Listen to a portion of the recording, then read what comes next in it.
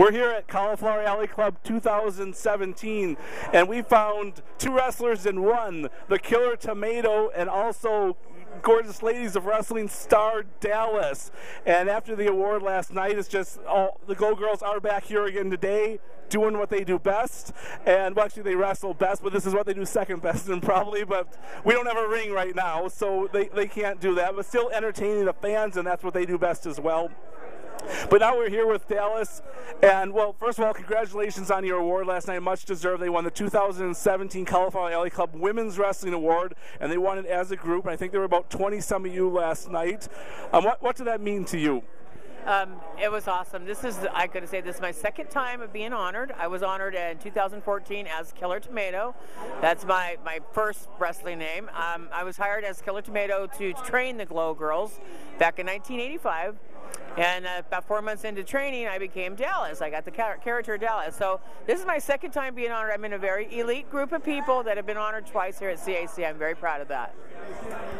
Well, yes, congratulations. You certainly deserve that. Well, just training, yeah, I mean, because those girls, that training, I mean, you had a talented group, but, I mean, there's a lot of work that went in, and we're learning that, too. So how did the transition, I mean, obviously they had you there as a trainer, then how did the transition come? Like, did they ask you, they just had this character idea for you, or how did you then become an actual Glow Girl?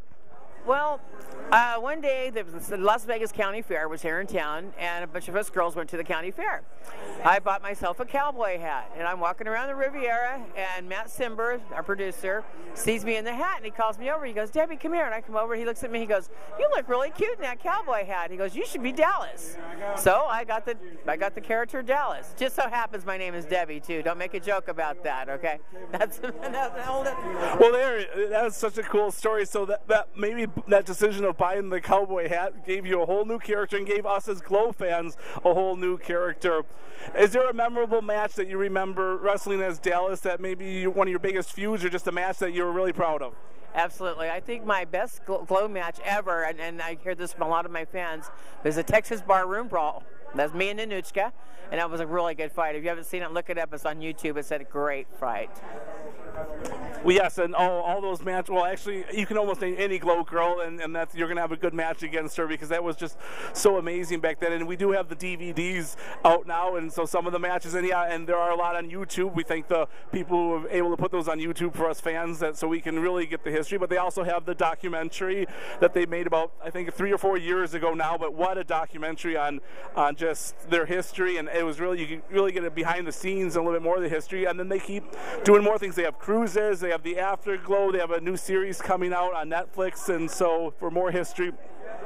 So so you've been here a few times at Cauliflower Alley Club. So what does Cauliflower Alley Club mean to you? First time I went to Cauliflower Alley Club was when the meetings were being held at the Old Spaghetti Factory. This was back in 1983, I believe, was my very first Cauliflower Alley Club. That was before Glow even started. I've been coming to Cauliflower Alley Club for many, many years. I think 1983 was my very first one, but I don't make it every year. I wish I could. But I was here, like I said, 2011, and then 2014, and then this time. So I plan on coming more often, though.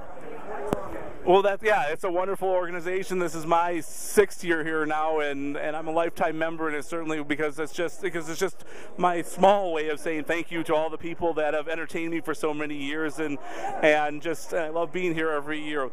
One last thing on Glow. I haven't talked about any of the other girls yet, so maybe I'll get your opinion. One thing that all of us Glow fans always remember too were the skits. I mean, they're usually like 2 or 3 minutes, but I think they're usually about 4 or 5 of those per episode, and I'm guessing most of them seem to be done just at the Riviera, like they use the hotel rooms and stuff like that, unless you needed some outdoor props or something like that. Do you remember anything about, can you tell us anything about the skits that we might not know, or what was it like? Was that a positive part of the show for the workers, or was it just, what was it like for you as a wrestler to be a part of that? I thought it was a joke when they said that started doing skits. I didn't do too many skits, luckily. I was season 1, and they got into it more. I think 2nd and 3rd season is when they got into that the most. Some of the girls did skits though season 1, but I didn't do any. Okay. So you were more into the wrestling aspect of it, and that makes sense with your history in training and wrestling. And then it's like, and then also then there were some like there were a lot of high flyers and stuff like that. And so you worked with Mondo Guerrero, I believe, as one of the other trainers and other people like that. And so what was it like teaching like these high flying moves, and how much did you guys want to push the envelope wrestling wise?